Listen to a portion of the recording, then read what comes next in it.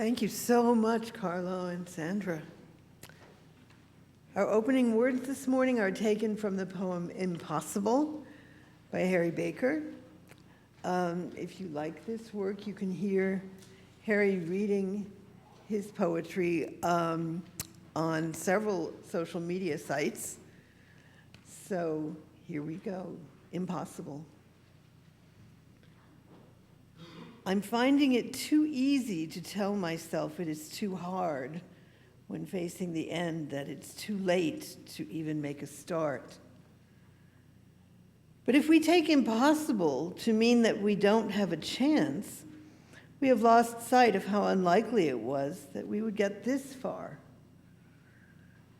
The way the single fish outwits a shark by sticking with its school. The way the crescent moon outspins its dark to once again be full. Even winter, given long enough, begins to lose its cool. That which was once exceptional now barely registers at all. Flamingos and giraffes look like they were drawn by a child.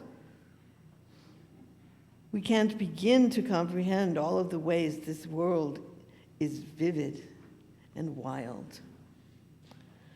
None of them asked if they were possible before they came to be. None of them have ceased to exist by being told they make believe. The bug who finds it all too much and tries to shut off everything. To have recovered and then summoned up the strength to stretch its wings. The snake, so full of itself that it cannot help but shed its skin. Or how instead of death, the hedgehog went to bed and slept till spring. To think that Earth exists at this specific distance from the sun, down to the edge of the axis on which everything is spun. The fact that trees happen to breathe that which we need inside our lungs. It would all seem impossible had it not already been done. We are impossible to everyone who's ever gone before, and everyone who's yet to come will push impossible some more. Just as indeed the do's we did outdo the don'ts we didn't. So everything's impossible until it isn't.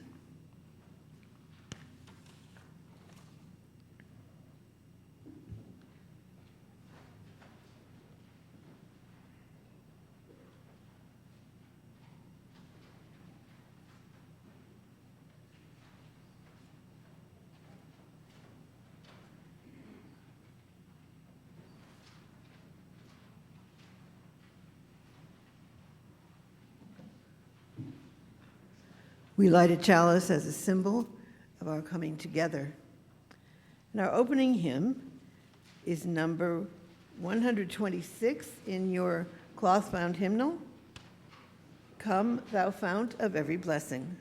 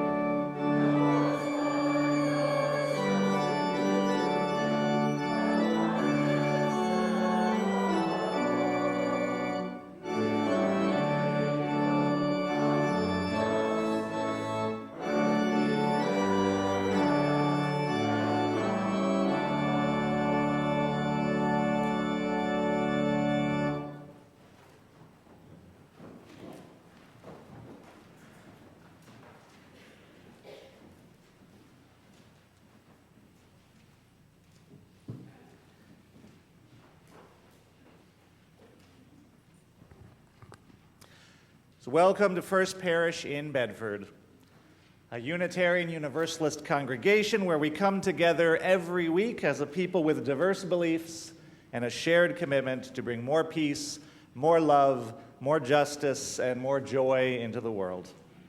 Whoever you are, whomever you love, whether you worship one God, many gods, or no God, you are welcome here. I want to say a special welcome to all of our visitors this morning. Thank you so much for joining us on this brisk Sunday morning. On Zoom as well, thank you so much for being here.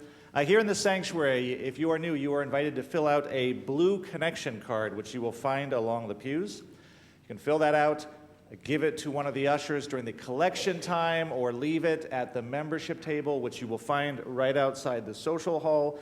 We will add you to our mailing list so you are kept informed of all of the things going on here. In Zoom, we will put a link in the chat. You can fill out a virtual connection card. Parents and caregivers of little ones, there is a nursery available downstairs for your convenience, but we are always super happy to have little ones right here in the sanctuary with us as well. After the service, there will be coffee and tea and fellowship in the common room, and everyone is welcome to join us. Now, a few announcements today. Also after the service today, starting at 11:45, we're going to be having a presentation and a question and answer session about the lay pastoral care team. So what is pastoral care? What does that team do? How does care and connection happen in general here at First Parish? How can you get involved? If you've ever wondered about any of these questions, you can come join us upstairs in the Bacon Room, which is the large gathering room on the balcony level, in between Page and Blinn. The amazing annual service auction is coming up this Saturday, March 29th. Donated items can be dropped off at the common room from 9 a.m. to 1 p.m. on Saturday. Doors open for the auction at 6 p.m. This is a super fun event with food and socializing and a ton of great items you can bid on for the silent auction, capped with a very entertaining live auction. If you have not been, it is something not to miss. If you have been, then you know the deal and you want to be here. So 6 p.m. this Saturday. And finally, for announcements, last Sunday was the beginning of our annual pledge drive. So you should by now have either gotten handed your pledge form or received one in the mail. If you didn't, there are blank pledge forms at the membership table, again, outside the common room, the social hall. You can also pledge online. And now to tell us a little bit more about why pledging matters and why you want to pledge, I'm going to invite up First Parish member Ian Carroll.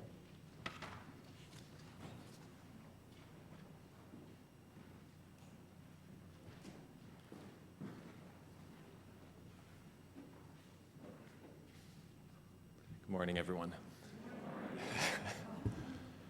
I'd first just like to start by saying I enjoy the symmetry of what's happening today insofar as today's theme for the service, perhaps some of you have already noticed, is entitled, Canada is Not the Enemy.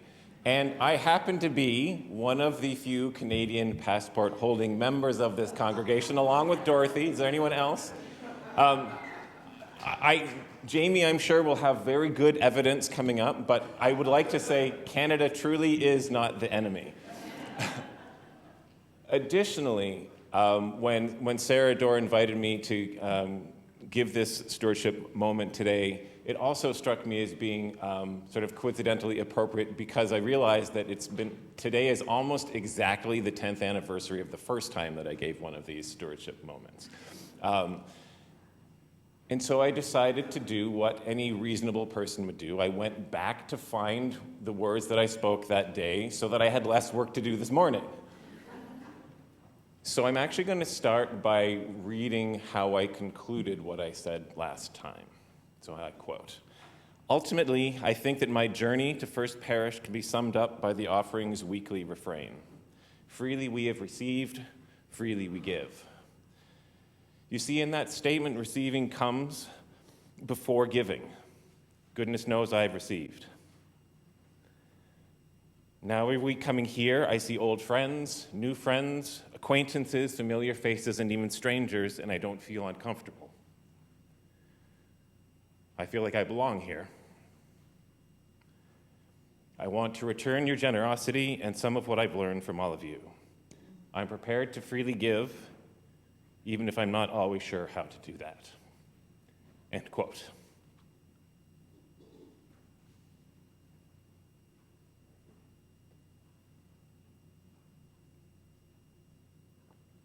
I think in many ways I've been considering those words in various forms for the last 10 years.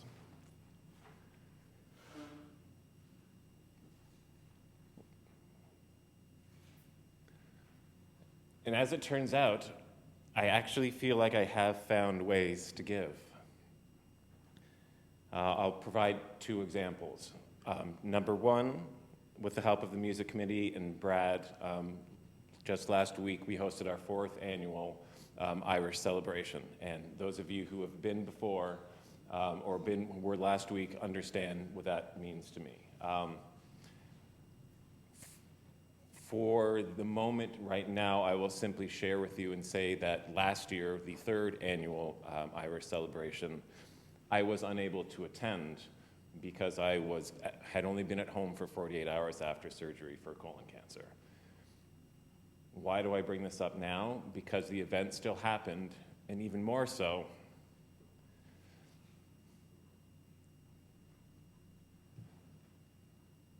thanks to Mark and the gathered crowd in the sanctuary, the Irish celebration came to my house last year.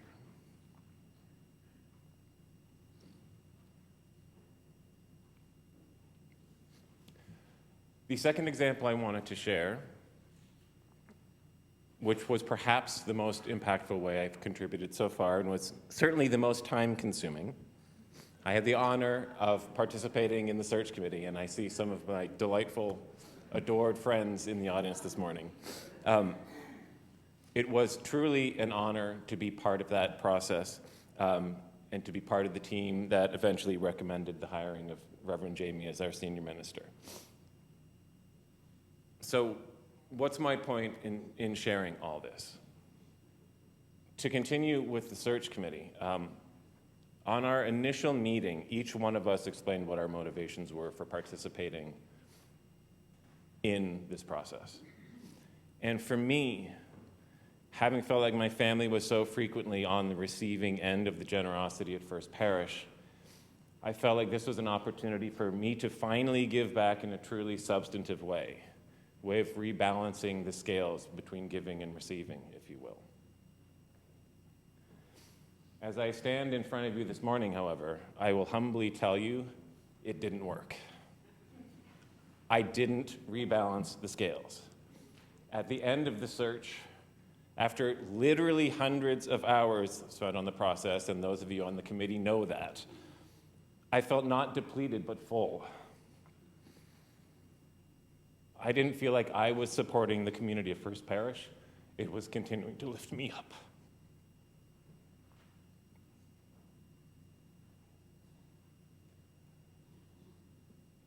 "10 years on from my first stewardship moment, those old friends I mentioned are now older. The new friends have become old ones. The generosity of the First Parish community continues to support me and my family in so many untold ways. I've come to understand that it's not possible to rebalance those scales. It's not how it works here. You've all taught me that the more you put into First Parish, the more you give back.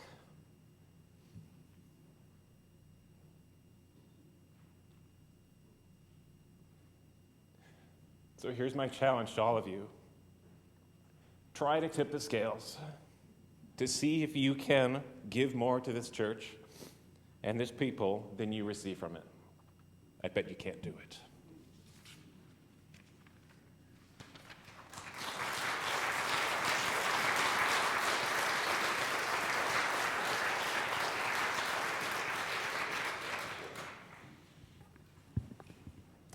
Thank you, Ian.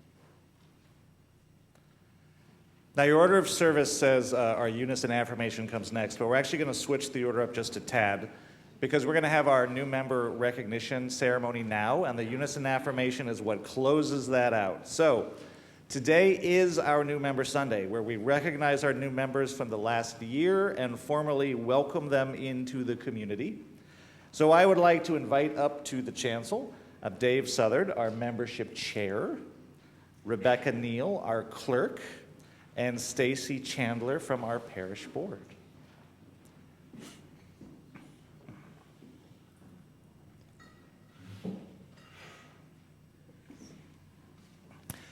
When you choose to become a member of our congregation, you join freely. The test is not whether you believe certain things, we are a non-creedal faith, but whether you feel committed to this place as a spiritual or community or faith home for you. We ask members to participate in the life of the community and to share of their time and their gifts and their energy as they are able. And I will also say that Unitarian Universalism is a democratic faith. Our congregations operate democratically, and members are the people who, by their participation and their discernment and their vote, help steer this congregation into the future. So it's a very important role to play in the life of the congregation, and we are grateful for everyone who is here on Sunday and everyone who is a part of this community, but we are also grateful for our members, and we offer them all of the spiritual nourishment and community support and love that this community has to offer, and we are so grateful for everything that they share back in return. So I would like to invite up our new members now who have joined since we last held this ceremony, which is December of 2023. And as I call your name, you can come up and line up along the steps. Dave is going to hand you a flower. Stacy is going to give you the membership pin that you chose for yourselves. We will then welcome you with some brief words, and you can, again, line up along here as you please. So first I'm going to call up Tom Flannery, Debbie Flannery, and Jonathan Flannery.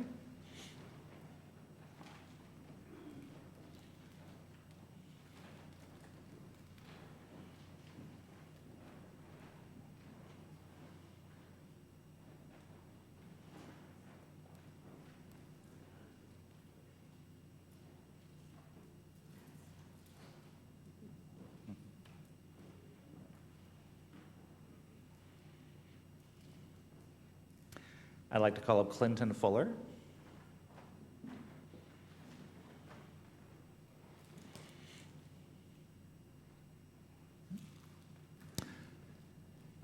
Ann Schmaltz.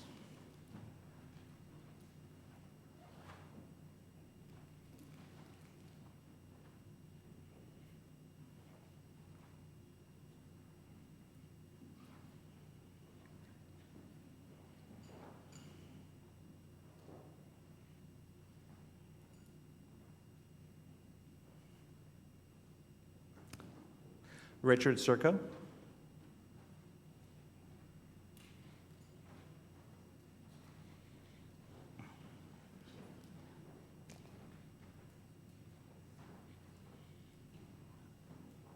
And Paul Van Cutsum.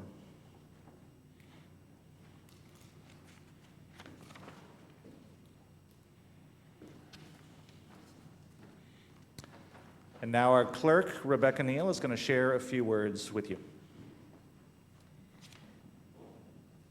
This is a little interactive, so I'm going to say something and then you're going to say something. I'm pretty sure you know how this goes.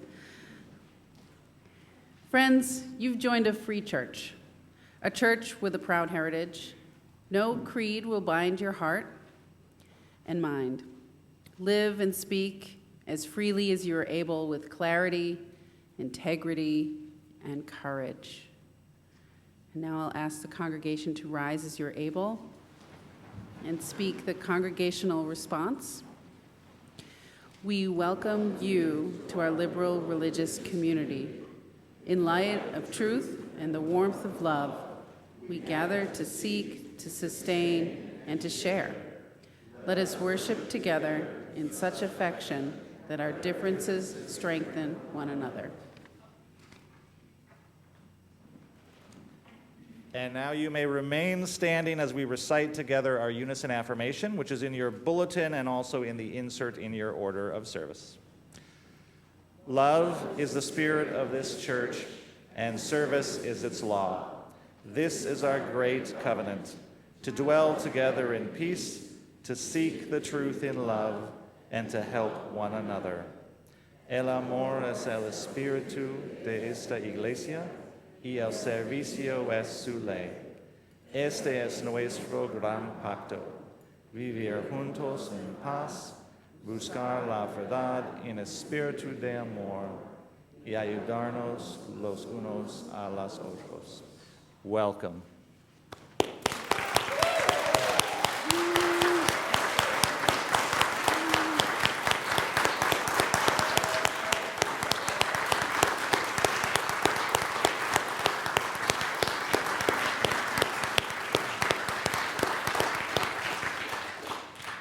All right, you may be seated. And we are going to celebrate our new members with some cake in the social hall after the service, so don't miss your chance to get cake. And now we will sing the children out to their classes with Jason Shelton's Children's Blessing. Have a wonderful time in RE today. The words are in your order of service.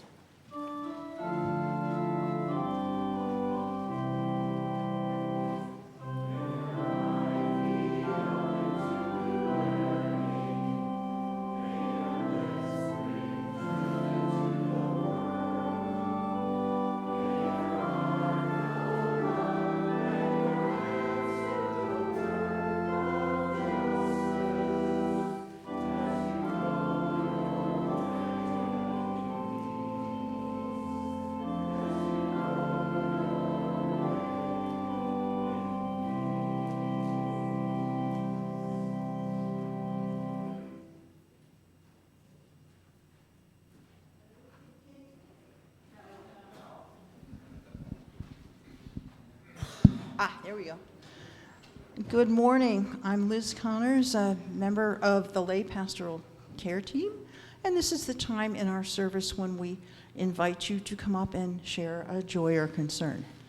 We ask that you keep it personal as you're able and brief to allow people to all share.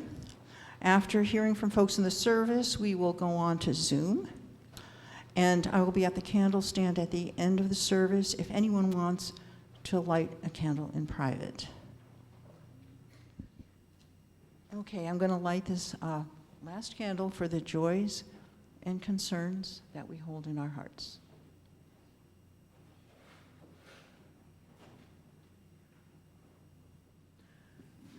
We've heard a lot this morning about giving and receiving, and about the community that brings us joy and resilience in uncertain times. So I too will repeat the words we have heard so often. Freely we have received, freely give for the work of this congregation and for the resilience it brings us all.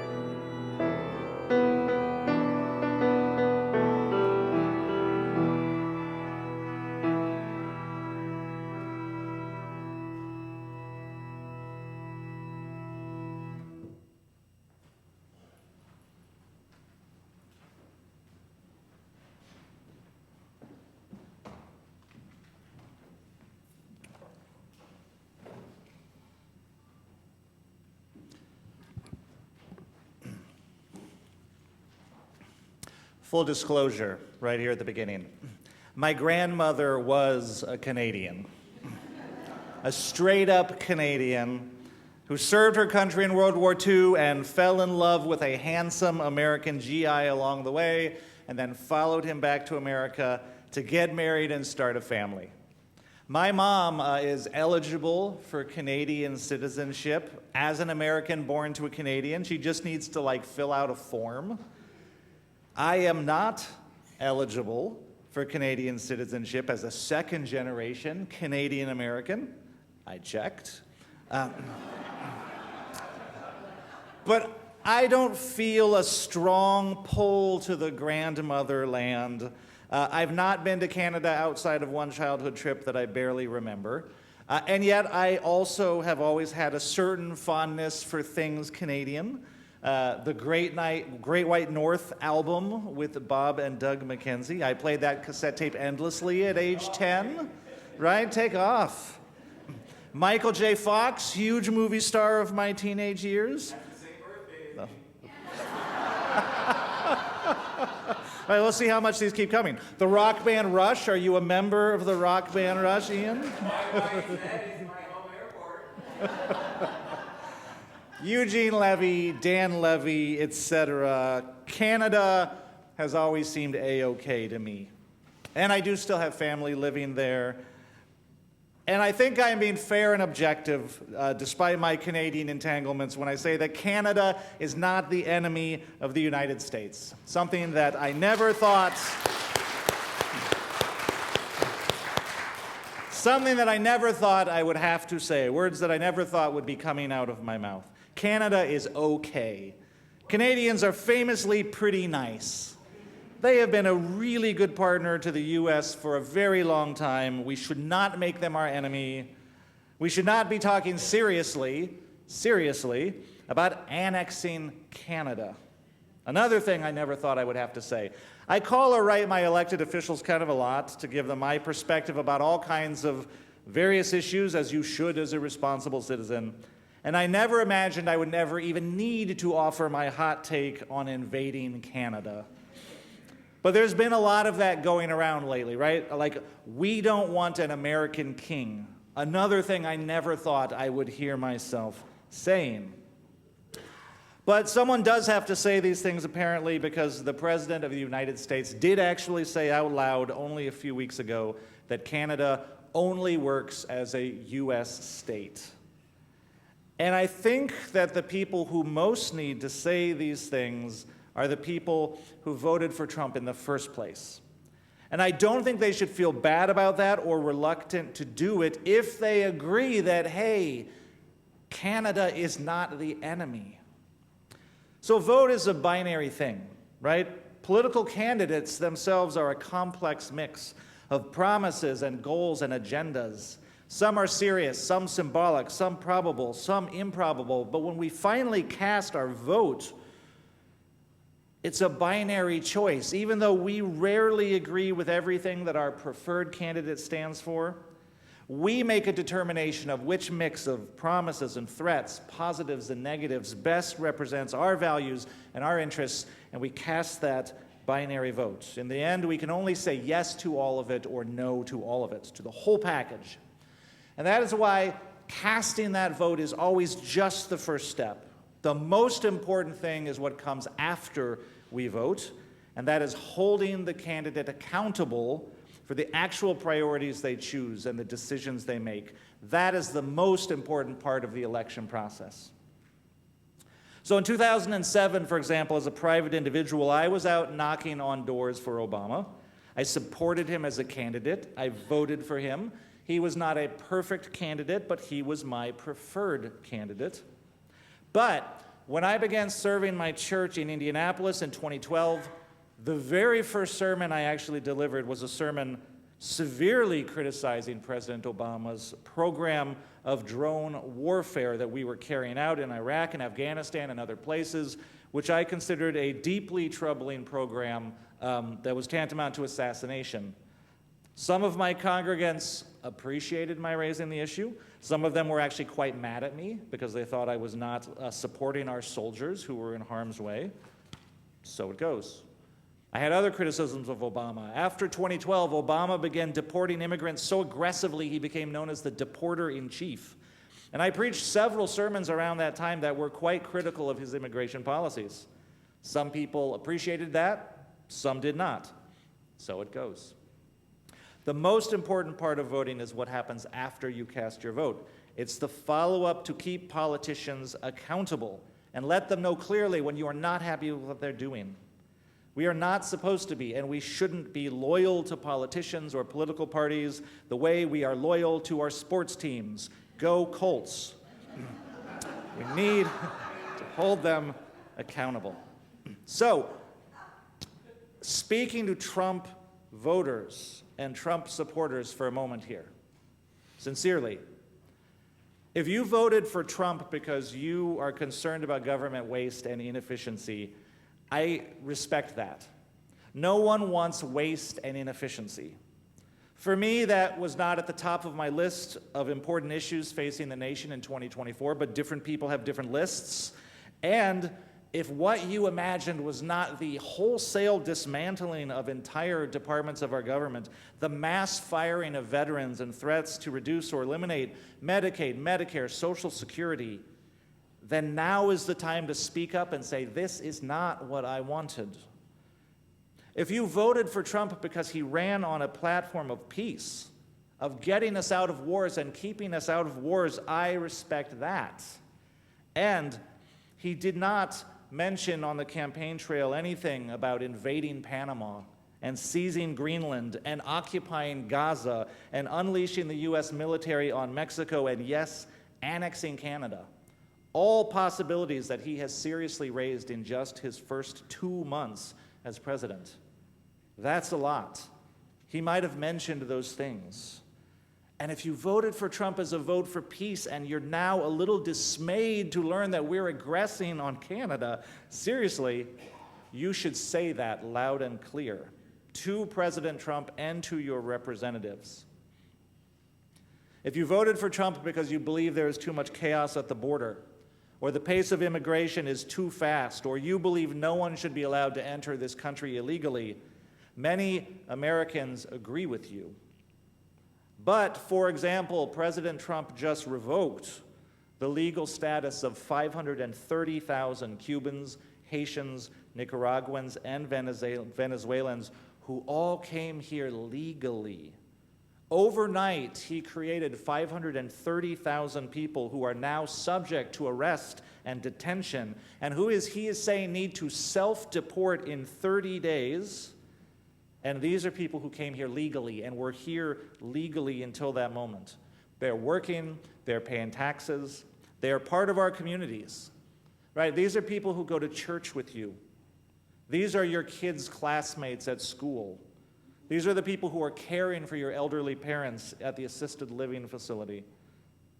These are friends and neighbors who, by any measure, did the right thing and came here the right way. And so you may not have thought that you were voting to criminalize them and send them back to dangerous, even life-threatening circumstances. You may not have thought you were voting to deport your friends and neighbors, right? Because many people voted for Trump believing he was only going to target criminals. And now that we know that this is not true, and his administration is truly targeting all immigrants, if that isn't what you wanted, now is the time to speak up and let the administration know that you are not on board with this. And again, with the Canadians, maybe you're seeing the same stories I am of Canadians being detained at the border for minor visa issues, technical visa infractions, and then being detained, imprisoned in freezing jail cells for weeks on end, and then sent home literally in chains. And if that doesn't seem like optimal advertising for our tourist industry, or if you're now imagining how your family might be received by other countries when you want to travel abroad, now is the time to speak up and say, this is not what I wanted.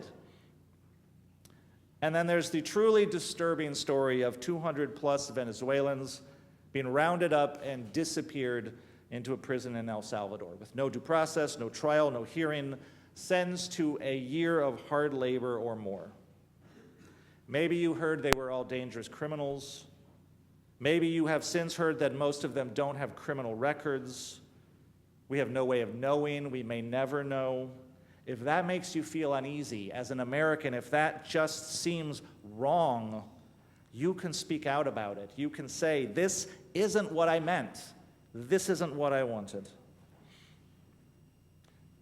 Now, if you're new or newish to First Parish, if this is your first Sunday here in person or on Zoom, I do want to explain that today's service is a little unusual, because after the election, I made a promise that discussions of politics were not going to take over our pulpit or our Sunday mornings, right? Our goal here is always to be relevant, but not necessarily to be topical. Our charge here is to explore and to lift up enduring values and deep questions, practices that support a spiritually mature and grounded life, that give us hope and resilience and courage, that promote peace and generosity and compassion, right? That speak powerfully to contemporary issues, that motivate us to act. That is what we are about. Not so much hot takes on this or that current event, right? People get enough of that on their phones as it is. But sometimes we do need to talk about a thing, and this is one of those Sundays, because it has been 2 months since the inauguration, and I have not yet preached directly about any of this, so I did want to say a few words on this Sunday. And I know people's anxiety is tremendously high. Not just liberals, everyone's.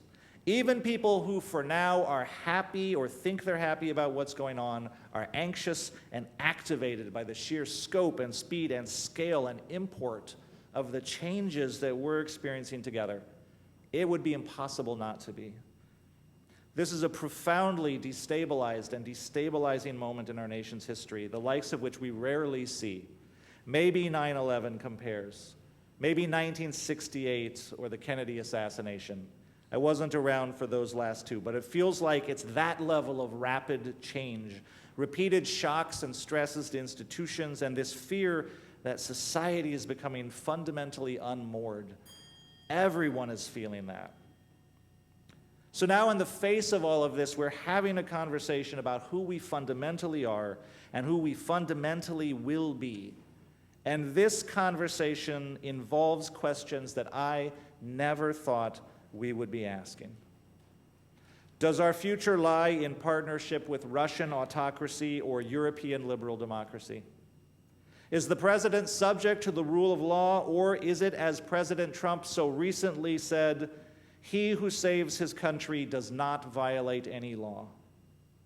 Is it racism to teach that this country has a history of racism? Is it woke propaganda to hang a banner in a sixth that says everyone is welcome here? And lest we forget, should we invade Canada and Panama and Greenland and Gaza and Mexico? It does no good to say that these questions are absurd, because these are the questions of our day. It does no good to say this is beneath discussion, because these are the things we are discussing. It is futile to say, I can't believe I am saying this, because apparently we all need to be saying it if we want there to be a chance for our neighbor to hear it. And if we want there to be a chance for our neighbor to hear it, then we also need to be listening. Because that is what a conversation needs to be. People speaking honestly from the heart and listening with an open mind. And there will be other things. There will be protests and slogans and marches and music. There will be so many lawsuits. There already are. More are coming. The town meetings with our elected officials have been simply epic, and I expect the dressing down of public officials to continue as it should, right? It all has its place. Call your legislators. Get out in the streets if you are someone who can do that safely, and not everyone can. Make your voice heard. We're doing all of these things, and we will continue to do these things because they matter, right? These things leverage power, which we have to do. Dr. King said, love without power is sentimental and anemic, just as power without love is reckless and abusive. But slogans and demonstrations themselves don't open hearts and minds. And in the long run, if what we are having is a once-in-a-generation conversation about who we are and who we want to be, then we need to make the case, honestly, sincerely, faithfully, again, for that cluster of values that we call liberalism. In Unitarian Universalism in the last few years, we decided to name those values as justice, equity, transformation, pluralism, interdependence, and generosity, with love as the animating force at the center. There are other values we could name. Democracy is a core Unitarian Universalist value. Freedom of inquiry, the right of conscience, respect for reason and science, these are core Unitarian Universalist values, as is compassion and peace, world community, care for the earth. There are so many ways we could name our vision for the future. We may not describe it all the same way. We, you use, are not a single-minded bunch. That's the point. But we do have to name it, right? We are in a time of wrestling collectively with the most fundamental questions. And if we think we have answers, if we think we have a vision worth casting, if we think these are fundamental rights worth protecting, we need to make our case all over again. And that means we need to engage our neighbors in conversation. Not angry political conversation, right? Who wants to do that? Some of you may enjoy arguing about politics with neighbors. I do not. What we need are heartfelt conversations about fundamental questions that acknowledge that these are scary times for all of us, right? And we need to be able to say amidst all of this, this is what I care about. This is why I care about it. This is what I want for my family, and this is what I want for all of us. This is what I want for the future, and this is what is hurting me about the present. And then we need to listen to those same things from our neighbor, even if our hearts and minds are not at this moment in the same place. And also, we need to fight like hell in those arenas where it is appropriate to fight like hell. It is both and. And the and is important. The honest conversations, the opening of hearts, the meeting of minds, the lifting up our values again and again and again. It is all important. And what I want to say today is, it is not too late. And we are not too broken. And I am not giving up hope. And don't you give up hope either. Everything is impossible until it isn't. Blessed be and amen. And our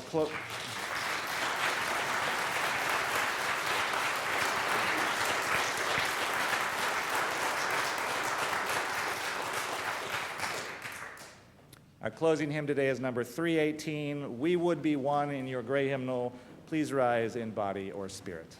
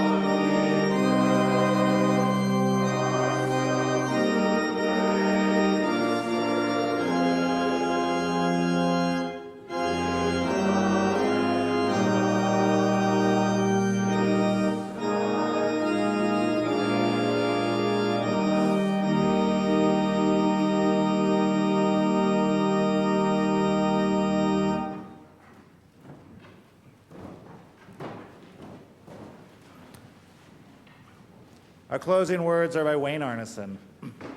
Take courage, friends. The way is often hard, the path is never clear, and the stakes are very high. Take courage, for deep down there is another truth. You are not alone. Go in peace, and amen.